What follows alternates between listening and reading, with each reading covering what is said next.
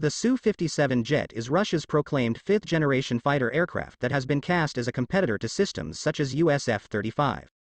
But while the aircraft has been in development since 2002, widely advertised system has not yet been delivered to any militaries, despite Russia's previous aim to have 60 Su-57s operational by the year 2020.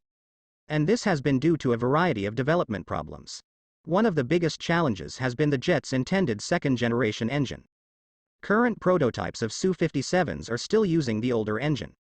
While Russian Air Force is slated to receive 76 Su-57 jets, they will not have intended second-generation engine. But newer engine is not only holdout. There are delays in development of low-observable stealth technology, advanced avionics, and sensor capabilities, all of which are crucial for a fifth-generation fighter aircraft. But despite challenges with producing the Su-57, Russian government has offered several countries co-development